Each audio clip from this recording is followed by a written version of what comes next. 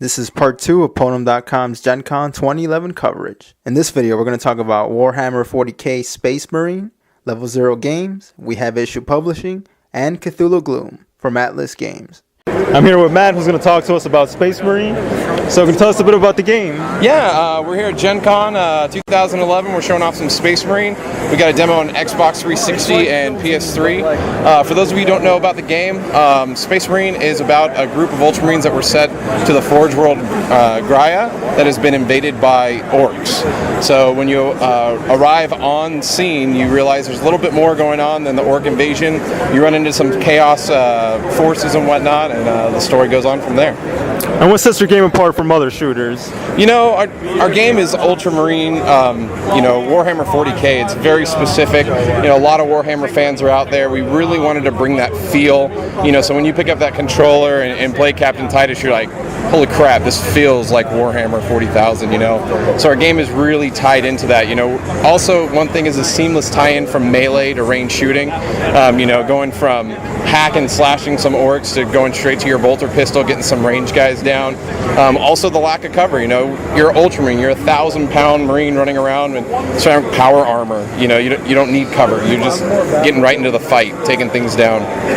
And at this stage, how far is the game into development? The game is just about done right now. The studio is polishing up the game as we speak and getting ready for launch on September 6th. All right, and is there going to be any difference between the different console versions or the same content across? It's going to be the same content across for Xbox, PS3, and PC. And is PC going to have dedicated servers or we haven't announced details around that at this time. My name is Joe Castro. My company's name is Level 0 Games. All right, and I see you guys are a big fan of the retro era with the pixel art. Well, we like to keep it classy, and when you're going to make a card game and you're going to put out your first product, you got to make it look classy, right? Out of the three of us, John is probably the best artist, and he made a really good point. He's got talent with pixel art. Let's put it to use. And so Node was originally a gems game. We didn't even have a plan for it. It was just colored gems. And then it was decided to make it into a cyberpunk game, and John did the first draft of all the pixel art. So I think that it's the way to go. It really made the game stand out. And about how long does the game take to play? It can actually end pretty quickly if you have a player who knows what he's doing. It can be between 2 and 5 minutes and like 15 to 20 minutes, usually. One of the advantages of the game is that you cut the deck when you start. So if you want a shorter game, you can cut smaller, set a smaller deck to play through. If you want to have a full game, you cut about half the deck or maybe a bit more.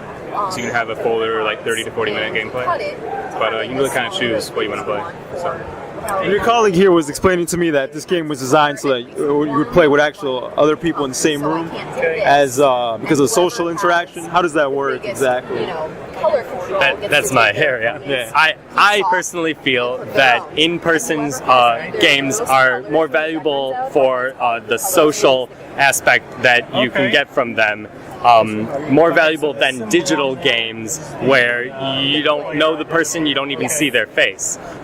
So that sitting down at a table, it doesn't matter what the game is really, just sitting down together and interacting with each other through the game helps people get to know each other, get to be better friends than playing a death match of Halo. Right. And we're in no way disparaging computer games. It's actually our background coming from those. But we just see the advantages of all different forms of media. We have a few free games available on our website, like tic-tac-toe, like evolved games. We kind of just see the benefits of all the types of medium that we have available. So. And can you tell us a bit about more of your digital projects? What do you have up? Yeah, we started a lot of digital projects. We had lots of school projects kind of thing. A lot of fellow students together. We started a few things. We have a game called Depths, which is where you play the anglerfish. You play a deep sea anglerfish, and you have to navigate and find prey while avoiding larger prey in a very limited light scope. The Surtet game, which is a remix of Tetris. You have blocks coming in, and you have to cut out Tetris-shaped blocks in order to keep the grid from overflowing. We have a few other ones. And we do a bunch of small projects that we've kind of made and it's gotten our grasp. Two different colors in one There's a few more we're still working on that we're not ready to talk about yet. One color per turn. But our next project that we're working on that we can't talk about is a pen and paper tabletop RPG. It's actually set, this is all part of that same setting. It's called Net Game. It's a near-future cyberpunk corporate conspiracy game where you play a broker who works for a corporation and you send runners out to do your dirty work. So you and your partner is like, okay, we want to take down like what's their macro tech, like how are we going to hit them, are you going to blow up their manufacturing, whatever else. And you make your plot, you hire your guys, and you send them on the mission to do it. We're here with We Have Issues Publishing. You want to introduce yourself? My name is Justin Nyland. I'm the CEO and editor-in-chief of We Have Issues Publishing. A lot of your games have interesting, to say the least, characteristics about them. Okay. Can you kind of give a little bit of an overview of what kind of different games you offer? Sure. We have 2 games right now. The first one is Invaded. It's a not so miniatures game. It's a 1-to-1 scale. So it's actually life-size miniatures. We call it one step above a board game, one step below a miniature game. It's basically introduction to miniature gaming. But with the game, you can actually evolve your characters and make them better. The premise is that an alien race comes down to Earth, a bug alien race comes down to Earth, not knowing how big we were, and they actually try to invade. Finding out how big we were, they actually split into 2 factions, and one wants to stay with us, one wants to kill us all. And they fight over our stuff. So you can play it anywhere you want to, any flat surface. I played it at work, I played it at the bar, I played it at restaurants. Anywhere you want to, you can play it, I swear. The next game above that is called Don't Let the Zed Bugs Bite. It's a zombie version of that game. What happens, basically, the humans start using pesticides and killer on them, and it mutates them and they become zombies. So. Where did some of the inspiration come as far as just to make a game kind of like this? I mean, the other half of We Have Issues Publishing, John Vogel, actually had the idea a long time ago for a comic book like this. We started with a comic book for We Have Issues Publishing. Didn't really pan out a whole lot. It's still in the back burner. We're still working on it. But then a game came forward, and we just started making the game. And he started sculpting. He's the one who sculpts everything. And started putting rules to the sculptures, and it just came from there. Looking at the game Cthulhu Gloom with Keith Baker. I like the dance. and you are the... I'm the designer of Cthulhu Gloom. All right. Can you just give us like a brief overview about like what's the main high points of the game? Certainly. So Cthulhu Gloom is a game in which you're essentially creating a mythos story. So you have a family of characters and you want them to go insane and die horribly, while your opponents try to keep you happy, healthy, and sane. It uses transparent plastic cards, and as the game goes on, you're stacking cards on a character, which create a story. As cards are stacked on top, they cover over and change the effects of the cards below them.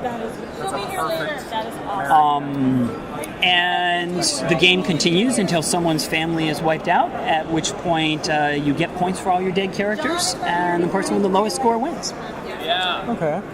Now you touched on how you can stack the cards. Mm-hmm. How does that really change how the game's played compared to some of the other card games that we've seen here today?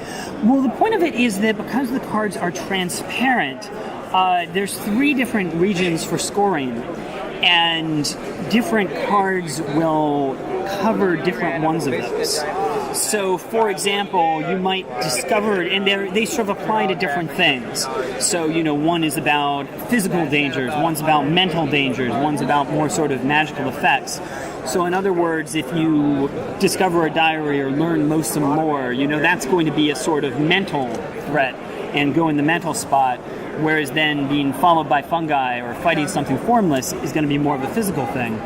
Then if someone were to play something cheerful on you, and say you loved a librarian or bargained for books, that will cover up one or more of those. But that's again where the stacking is relevant, because it's not simply it changes your score, but which part of your score does it change? Okay. Likewise, the other elements of the cards, it's the fact that you only pay attention to what you can see when you look down on top of the card is where the transparency and stacking is relevant. Okay. Otherwise, if you're stacking cards and they're opaque, it's all or nothing. What's the top card? Or you're sort of creating a row, in which case you can't eliminate specific elements. So is that something that you, from the onset of making this game, wanted to do with the transparent cards? Absolutely. That was where the idea came from, was seeing transparent cards, saying, wow, I saw a transparent poker deck. It was a cool sort of idea, but it had no effect on the game. And saying, well, how can you use that? What's a mechanic that actually uses the transparency? And Gloom sprung out of that.